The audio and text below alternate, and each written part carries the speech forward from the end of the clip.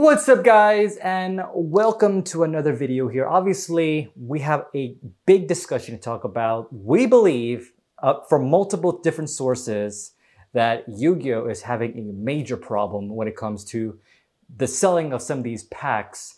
We'll talk about that more in detail, but of course, join me in this video is my good buddy, Mr. Bear. What's up, man? Hey, how's it going, guys? I hope you guys been doing good while I've been away. And hey, we've got an important discussion to have about this scenario. Yeah, he's technically still away, because he has another 2-week break. He's taking care of some other stuff. Obviously, he'll be back full time in another entertainment as soon as he's able to. But this particular discussion is super important that he had to jump right into it. And we had to talk about it. We had to talk about it. So I'm not sure how much of the in-game that you've been kind of keeping up with, Liam. But the recent packs for Yu-Gi-Oh side, and in some defense, even Pokemon, maybe, I don't know, maybe we could defend that or not, have been kind of lackluster. We can kind of go in through some of the recent packs that came out. And like the very most recent pack, I believe, was the Legendary Duelist. Soul Burning Volcano. That's what kind of sparked this discussion. Not just myself, but numerous other Yu-Gi tubers like Ruxin34 made a comment about this. Team APS made a comment about this. I'm not sure who else, but there's probably all the multiple streamers and YouTubers that are talking about just the lackluster sets that come down, not just for the player's standpoint, but also from the collector's standpoint.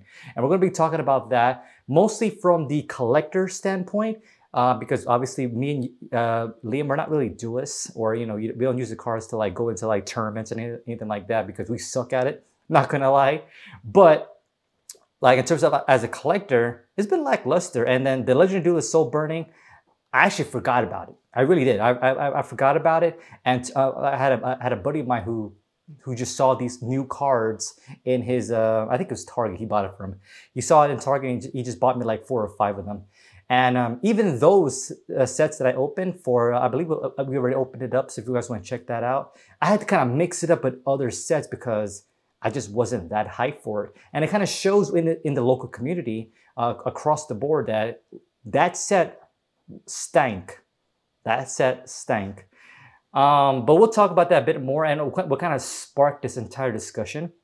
But Liam, I believe you have the image right now of the picture of one local card shop. I think it was, I want to say it's a Twitter post that someone posted out. Obviously, we'll have the link in the description if you guys want to check that out. But if you want to read that real quick, Liam. So it reads as, "We have made the unfortunate decision to discontinue carrying Yu-Gi-Oh! In our opinion. The market rates for the boxes at the release are just absurd, and we are losing thousands per set. We have our current products in clearance on our website with extreme below cost discounts. For example, the Soul Burning Volcano released, as you mentioned, this past Friday on the 11th. Our average cost at $48. They were selling on TCGs for $35. Fees and shippings altogether are 30%. The Duelist Nexus had an average cost of $61 and are selling at $53 before fees and shipping. This is not sustainable. We will carry the YGO through the 25th. Rarity collection on and through until November 3rd. But that will be our last set. Our apologies to our Yu-Gi-Oh fans. Come clear out our clearance." I mean, Wow, that is sad, right? That is sad. That's, oh man. Oh my god. It's one of those scenarios where you think that it's an April Fool's post almost. Obviously, we don't want to make it just about this discussion. We actually have a couple of sets that we want to open. One of which is, of course, Legendary Duelist. We do have Wild Survivors, which is another set that hasn't been super fantastic in terms of sales or interest for collectors. And normally, the Battle of Legends have been notoriously, or not notoriously, but known to be a great set. But even that, I think, to some degree, hasn't been super fantastic either. But we'll go into a little bit more specifics as we roll into like TCG Player and kind of see where the prices fall for all these things. But the one set that has been doing well are of course, the original booster packs, the Legend of Blue Eyes White Dragon, and some of the original sets like Metal Raiders, I believe, are somewhat profitable. But for sure, the Blue Eyes White Dragon booster sets have been profitable for most local hobby shops. But that's not good. That's not good. Like since the start of 2023, has not been good. And so let's kind of run down some of these first. Kind of makes you wonder, you know, if Konami will just switch back to doing other types of background revenue income sources, such as certain mechanics in certain casinos. Because that's been a lot of their bread and butter, to be honest with you. All right, so the very first set that came out is known as Amazing Defenders. And as I joked about in my video of that, was it truly amazing? A lot of people say no. A lot of people will say no. So I'm looking at the TCG Player right now. If I just go to sealed products right now, the average price for that booster set is $52.99. Market price at $54 at 35 cents. And I believe, if I recall, I think a lot of the hobby shops, I think they pay it at around, I would say $55 maybe, maybe $60 per booster box, but obviously they buy it in cases. So, and then there's still a bunch of these in my local card shop right now. It might even be a lot over in some of the card shops that Liam goes to as well in the UK. But this one has not been amazing at all. And that's, of course, losing thousands for people. And the sucky part about how the whole card system works, right? You might already notice, Liam, but basically, in order for a hobby shop to actually get the good sets that they want, let's say they anticipate that the 25th anniversary rarity collection is coming out later this month or later in a couple of months, 2 months from now, that's going to be a good set, right? But in order to get that good set, you have to kind of buy these terrible sets. And you can't just buy, oh, I'm just going to buy 1 or 2 cases, because if you do that, the next set will only be allocated 1 or 2 sets. And thus your spiral of like buying these sets will get limited and like lower and lower. So you're kind of forced to, like almost like FOMO, kind of forced into buying cases and cases of terrible sets that will not even like, that'll be kind of collecting dust in your show floor or your storage bays. And in order to get for that set you think is going to be worthwhile. But the sucky part about it is some of the good sets that are coming out haven't been pulling as much as what they hope for. For example, I believe the Metal Raiders is one of the 25th anniversary ones. People will assume that one will also be profitable, but it's actually not doing that well for a lot of shops. The only one that has been doing decently in terms of profit margins, at least from what I've researched, was the Legend of Blue Eyes White Dragon. Because that's just the first set. Everyone's nostalgic. It's collectors alike will buy this in the bulk. Everything else has been kind of lackluster. But that's just the first set of Amazing Defenders. Let's roll into the next one here. Proton Hypernova is another one that would assume would do pretty well. And that one has been doing that fantastically as well. So let's go into these seal products. That's averaging about $58.49, again, below market value, at least from what they're buying in the bulk. The next one after that is Maze of Memories. That's one of those those kind of like niche collector rare sets. It has amazing cards in it, but again, it's not something that most like players will enjoy. It's more of a collector set. And even as a collector, there's not much, there's a few cards in there that I definitely do want, but it doesn't really entice me to get a lot of these cards, even though I do. The beauty of our because we do have a business where we do open these packs, but at the same time, like we always think of ourselves as outside the lens and how viewers perceive it. And some viewers might not even enjoy a lot of these sets because they're trying to build a deck for tournaments, whatever the case is.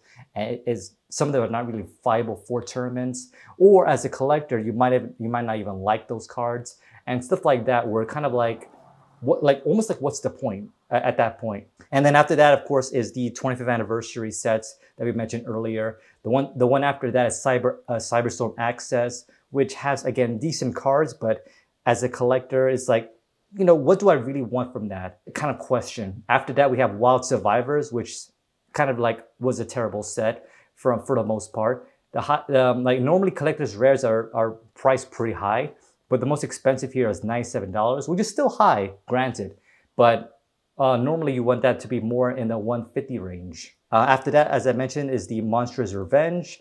That one has some decent price cards in there, but it quickly tailors off after you get to a certain point.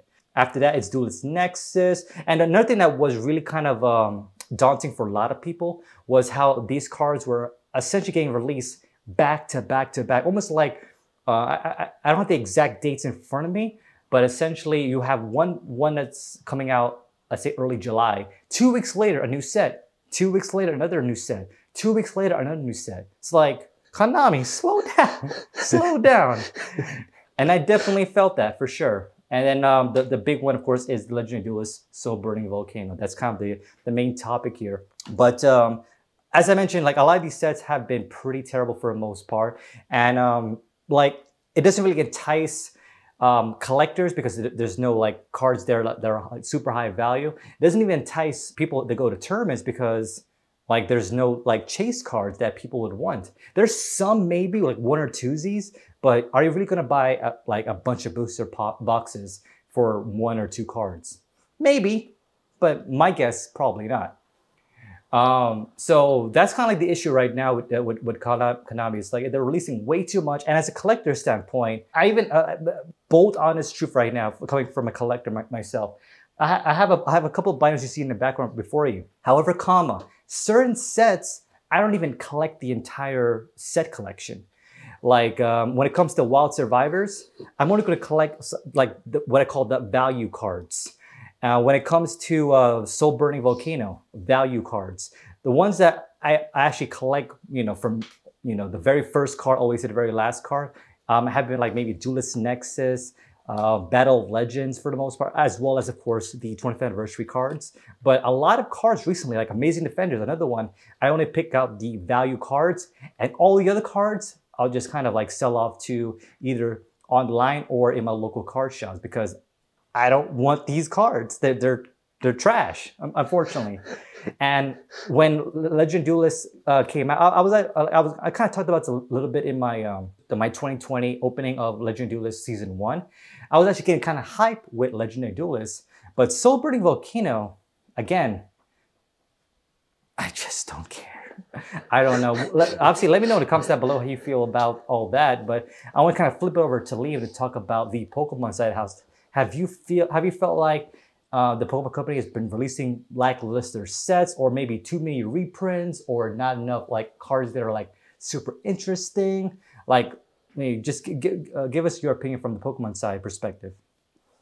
So from the Pokemon company perspective, to be fair with you, it has been very much kind of semi-aligned with the Yu-Gi-Oh side of things. Personally, from how I've seen, because we've had the very unique perspective of being able to see collecting from 2 different standpoints of the collection industries, that is Konami and the Pokemon company, our channel, you will possibly notice in video histories where, videos of release dates and things are very much not too far spread apart from each other.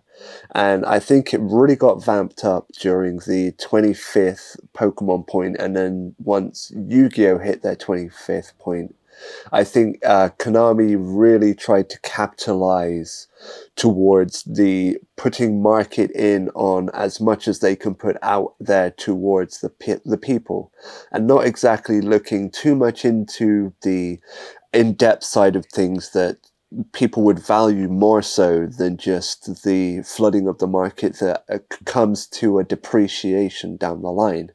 Now, I can honestly say, thankfully, for Pokemon side of things, the design and sets and things have been very nice. There's been more on the Pokemon side that have stuck with a value range and have been beloved by the community from different sets. more so, like you say, than the Yu-Gi-Oh side. You know, you might have your one or two chase cards, but when it comes down to the Pokemon side, if you talk about EVs and the evolutions of them over the few years of the pack series that they've come out, they've always had some cards that have lasted and have held value, especially when it comes down to the fact that they're still putting out sets, which is why I think, you know, because Yu-Gi-Oh on that side of the market is a more mature audience, there's more of a hindsight towards that in on itself. Yeah, like Yu-Gi-Oh has been a big problem in terms of attracting a younger demographic. Like kind of like Pokemon's been very good when it comes to like attracting like the younger demographic, when it comes to like showing up their, you know, an anime, and then like a week or two later, or maybe in a month later, they'll show brand new packs, you know, kind of going back to that. Whereas Yu-Gi-Oh does release the anime like coincide with, but like me personally, like I feel like it's just not pulling those younger demographics as Konami would like. Similar to what I talked about numerous times, modern Yu-Gi-Oh is very different, vastly different than like in terms of battling and dueling, and takes a little bit more like thinking and planning out and strategizing than it does with Pokemon, I feel. There is some strategy with Pokemon as well, if you really think about it, but in terms of like the text you have to read, doing combos, doing various back-to-back hand traps, or whatever the case is, it's vastly different, and you really have to be a little more higher up in the age bracket to really understand and get the full grip of it. And of course, too, when it comes to actually getting good cards, you have to like spend a pretty dime to get the cards that you want, because sometimes it's almost better to buy individual cards than it is to buy packs. And the excitement of pulling packs kind of like left, I think, for a lot of people in the Yu-Gi-Oh side. I don't know. For me, I still find it exciting, of course, but that's because it's kind of my job, and I'm passionate about opening packs and just having a collection. But when it comes to certain sets, I just want the high value cards. Like, there's no point for me to have a whole binder of cards that are not even going to really appreciate as much as I hope it would. But it's more than just that, I think. It's just the fact that they are releasing way too many, and then we're not able to absorb what's been released before they release a brand new pack. And I think that's what Konami's issue is. It's possible that because it's the 20th anniversary, they want to go all out, kind of like what Liam was alluding to, but maybe we'll slow down next year. But right now, like, it's kind of been a detriment to the Yu-Gi-Oh community. Before we conclude, any final comments from you, Liam, before we end? Because obviously we have packs to open, and I don't want to leave the video out as a downer. We definitely want to open some of these and finish a little happier, you know what I mean? Yeah, for sure, for sure. So I do have one little side mention. When you mentioned the complexity of how the game's evolved over the years, there's the PC version of the game, and there's a few versions, but there's a YouTuber that's played a little game, and he managed to summon half of his entire like deck in like just the first turn. Like, you would never get that in an attack deck. So, you know, the levels of complexity, as you say, that kind of add, it should be a level of you know, taking it in. It makes the game a little less fun. It makes the game a little less fun, for sure. Yeah. There's just I mean, I know Magic and stuff can be complex too, but like you say, you know, Pokemon keeps it to a level of a balanced rock, paper, scissors playing system. Yeah, so I don't know, like, obviously we haven't really dabbled too much in the modern Yu-Gi-Oh battling, but some people really enjoy it, which, you know, granted, that's on your prerogative. But at the same time, like, I don't know, as someone that's kind of outside looking in, like, it just doesn't really interest me all that much. But enough rambling, guys. Let's get into some of these. I do want to quickly mention real quick, these were actually repackaged, as you guys could figure it out. These are not the original, you know, blisters, if you will, of these things. It was repackaged by a company known as Fairfield Company. I believe they've been doing this for years, but these are actually pretty expensive. We're talking $5.99. And you know what's even funnier? The ones that do come out from Konami directly, like these right here, these are $4.50. So yeah, it's they put that added sticker price just because they repackaged it. So it's probably not worth getting, but you know, the beauty of having a business like this is, of course, we're able to kind of do this for you guys. And so definitely smash that like, and we'll definitely get into it. So the first thing we're going to be opening real quick is the dawn of our existence. We don't have any soul burning volcano, but the next worst pack, the next worst pack is Wild Survivors. Now, as I mentioned before, Wild Survivors is a set that I've been just kind of like, I only collect the quote-unquote valuable cards, anything that's worth at least above $5 or maybe above $2 depending, but anything below that, I just don't really care to fill up another binder because obviously as a collector, you know, you have to buy the binders, you have to buy the sleeves for them and all that, and at a certain point, like, you just don't want to worry about like sets like this. But let's see if we can pull something great from this. Trying to do a card trick for Miss Saffron. All right, we have the Allure, the Allure of Darkness. We have the Transcendosaurus Drilly Ganarchus. That's another thing with Yu-Gi-Oh! Like, I kind of like it, but also don't like it, is how complicated the names are. Something that are really funny is like, you didn't have to make it that complicated, but I appreciate the effort. Preparation of Rites. We have the Incantation Bookstone. And look at all that text. Pause the video if you guys want to read it. Incantation Principlum. Okay. And then Incantation Clasp Slime. And we do get a super rare here. It is a Canflar del Noriola. It's French. It's French, guys. Okay, not quite how we were looking to start. 18 cents. I mean, we kind of knew Wild Survivors was going to be terrible, but it is what it is. All right, we're going to save this one for a little bit later. Let's go with some of the 20th anniversary ones. Let's do Spell Rulers. Now, I definitely do not recommend just getting these from this repackaged thing, because if you look at the total price of it, if you was to get 24 of these, it'll be much more cheaper just getting a booster box. Yeah, and more mathematically in your favor too. But, you know, obviously we're able to do it for you guys because that's just the benefit of our business here. All right, Spell Rulers.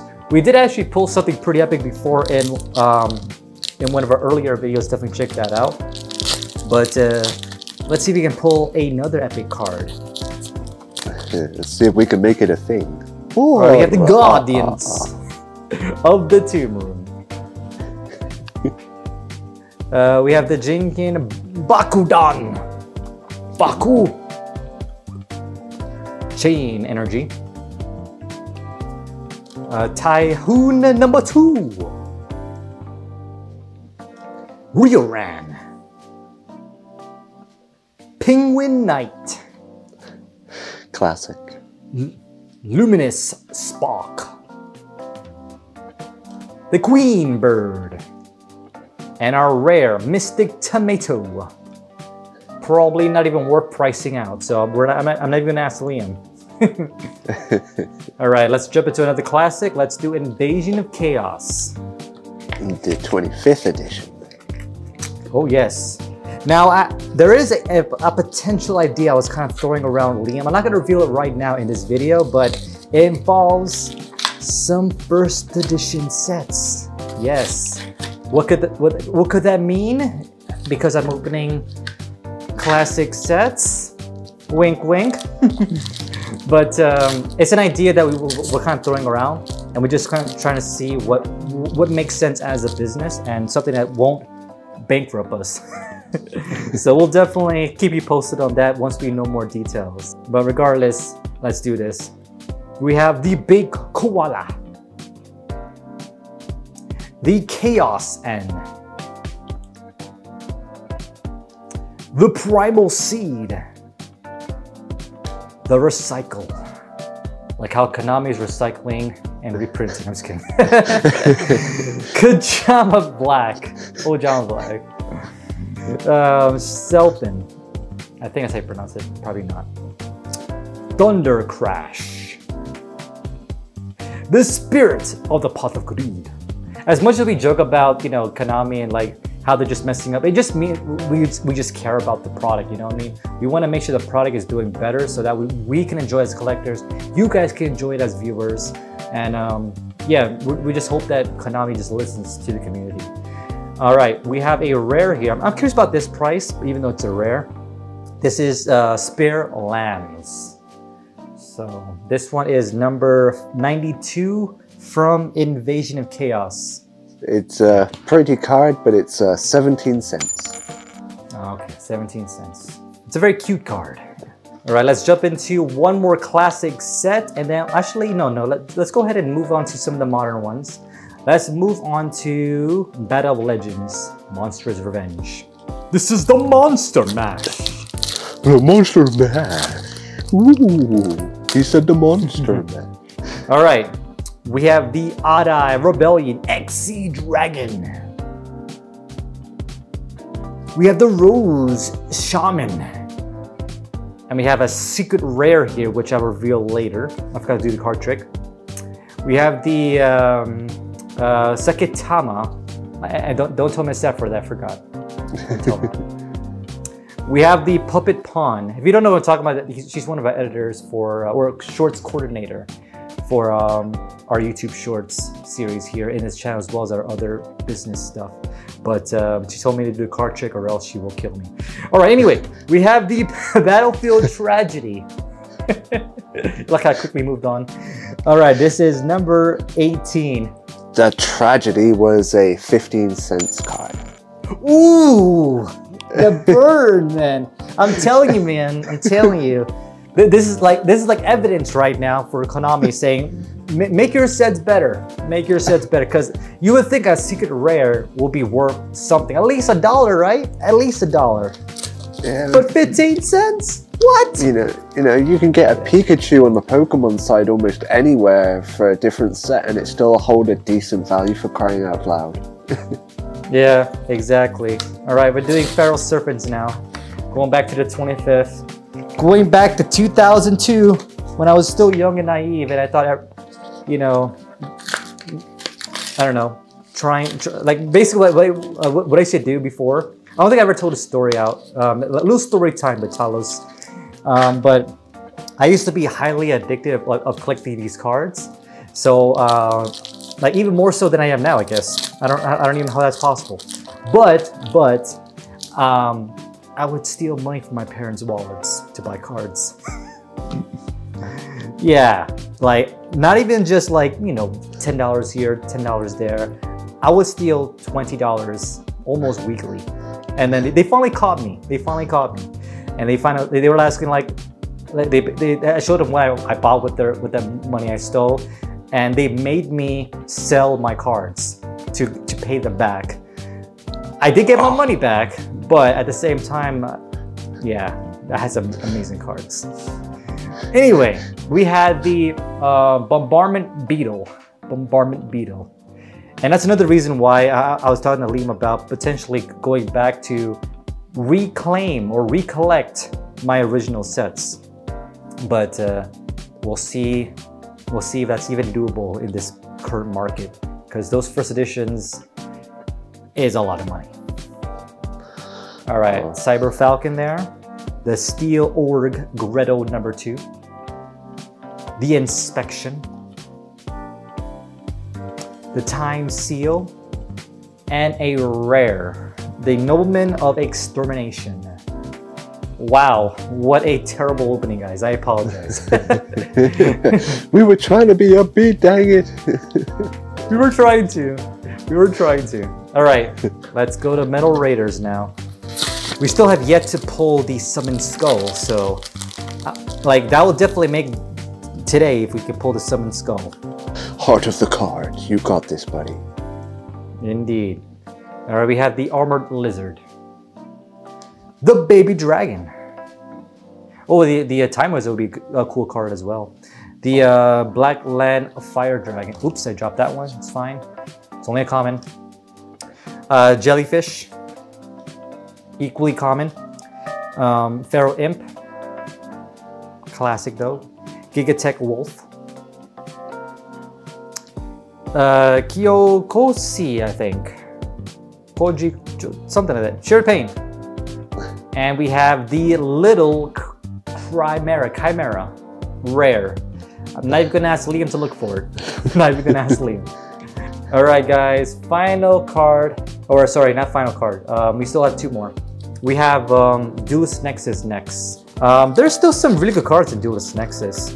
So this one is not a terrible set. It's actually decent. Yeah, still got a couple of cards in there that are steady over $100. You got 102 for Chimera, King of the Phantom Beast, and the biggest one being Magician's Bonds of the Unity, being at 196. Exactly.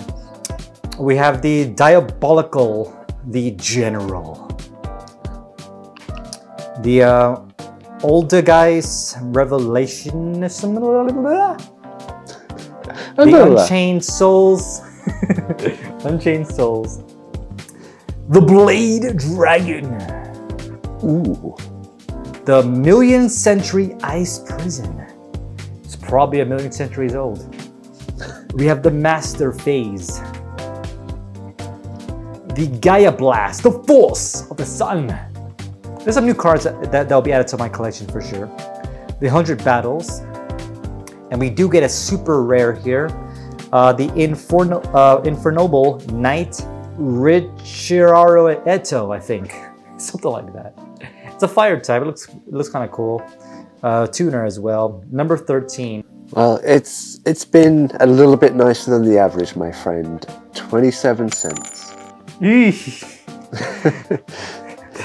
So this video pretty much shows you guys like evidence of why Konami has not been doing well in the resale of these cards as a collecting standpoint as well as a resale standpoint, and why a lot of card shops, I wouldn't say a lot, at least the one that we've seen online, is pretty much stopping the selling of Yu-Gi-Oh cards. They haven't mentioned anything about Pokemon cards, so I'm guessing Pokemon is still profitable for these card shops. Yeah, even given the fact that Pokemon went through their own little scandal this year with people selling so many cards at one point, like people that worked at the factory selling $60,000 worth of cards to one shop in an attempt. Yeah. But yeah, they're doing well. But the final pack here, guys, press a like for luck, because we haven't got any luck at all, I think, on any of these. It's because we were talking trash about Yu-Gi-Oh, man. I think that's what it was. What pack was this, buddy? The Blue Eyes White Dragon. Perfect. The Legend of. All right. Yeah. We start out with the Forest. The Firegrass. The Armored Starfish. The Power of Caution. Remove Trap. The Fire your something like that. The Machine Conversion Factory. The Final Flame. Ooh, we might have something else because there's two cards here. We got Final Flame, and I'm not looking at it yet, but the final card is okay, this is decent. Swords of Revealing Light. Hey, that's great. That will be new to my collection. That's a big nostalgic card right there. What a good pull. Yeah. All right. How much is this right now? Obviously, this is the 20th anniversary one, so it's not going to be as worthwhile as the original first edition. But yes. Hey, decent way to kind of send off, my friend. That is, let's see, $1.50. That is very decent for a super rare, especially. So yeah. Now that is a classic card. The one thing I will say that's kind of bad when you look at it, there is some print lines that goes across from, I'm not sure if you guys saw that when I was kind of rotating it around, but you definitely see a bit of those print lines in the very top corners. But apart from that, definitely a decent card in my collection. Now, that pretty much concludes this whole video. Hope you guys enjoyed it nonetheless. Obviously there's a lot of things that Konami needs to work with. Maybe even some degree of even Magic or Pokemon, maybe, I don't know. But for the most part, like, hopefully we can take a learn from this mistake and push onwards for a better, I guess, release schedule for 2024. But nevertheless, love you guys. Thank you so much for the view, and we'll definitely see you next time. My name is Talos. That's my boy, Mr. Bear, and we'll definitely see you next time. Peace. Peace.